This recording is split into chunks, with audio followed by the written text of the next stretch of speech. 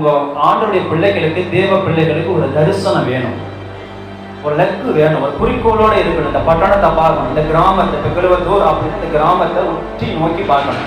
ஆவிக்குரிய மனுஷன் எல்லாவற்றையும் ஆராய்ந்து நிதானிக்கணும். இப்ப நீங்க நோக்கணும், இதை நீங்க பார்க்கணும், இதை சிந்திக்கணும், ஜெபம் உத்து நோக்கி பார்க்கணும். ஜெப மனுஷன் தேவ பிள்ளைதான் நோக்கணும், வைராக்கியம் கொள்ளணும். இந்த பட்டணம் ரட்சிக்கப்படணும், இந்த கிராமம் ரட்சிக்கப்படணும், என் தெருவு ரட்சிக்கப்படணும், ஜனங்களெல்லாம் தேவ பிள்ளைகளும் மாறணும், அவர்களும் பரலோக ராஜ்யத்தை பாக்கியத்தை பெற்றுக்கொள்ளணும், நன்மைகளை பெற்றுக்கொள்ளணும், வைராக்கியம் வரணும்.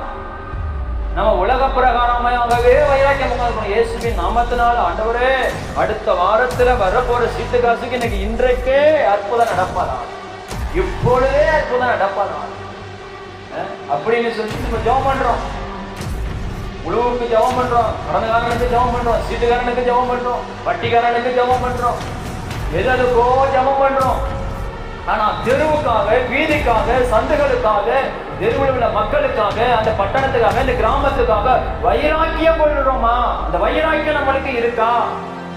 மாம்ச ரீதியாக உலக பிரகாரமாக வைராக்கியம் கொள்ளுறோம், ஆவிக்குரிய ரீதியாக, ஆவிக்குரிய காரியமாக நம்ம தேசத்தை குறித்தும், நாட்டை குறித்தும், மக்களை குறித்தும், தேசத்தின் ஜனங்களை குறித்து நம்மளுக்கு ஒரு வைராக்கியம் வருதா?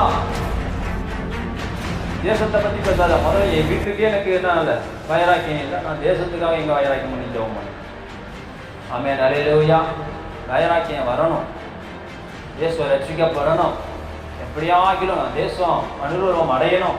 என் பட்டணம், என் கிராமம், என் குடும்பம், என் தெருவு, என் சொந்தம், என் உறவுகள், ரத்தம் சம்பந்தப்பட்ட உறவுகள் எல்லாம் ரட்சிக்கப்படணும்னு சொல்லி அவங்களுக்காக உபவாசம் பண்ணி ஜெபம் பண்ணணும். இயேசு தன் ஜனங்களுக்காக உபவாசம் பண்ணி ஜெபித்தாங்க. தன் சொந்த ஜனங்களுக்காக உபவாசம் பண்ணி ஜெபிக்கணும். தன் உறவுகளுக்காக, ரத்தம் சம்பந்தப்பட்ட உறவுகளுக்காக என்ன பண்ணணும் சொல்லி ஜெபிக்கணும். வைராக்கியம். தேவனுக்கு மகிமை உண்டாகட்டும். கர்த்தர் நல்லவர். இந்த வீடியோ உங்களுக்கு பிடிச்சிருந்தா லைக் பண்ணுங்க, கமெண்ட் பண்ணுங்க, ஷேர் பண்ணுங்க. மறக்காம நம்ம சேனலுக்கு சப்ஸ்கிரைப் பண்ணுங்க. பக்கத்துல உள்ள பெல் பட்டனை கிளிக் பண்ணுங்க.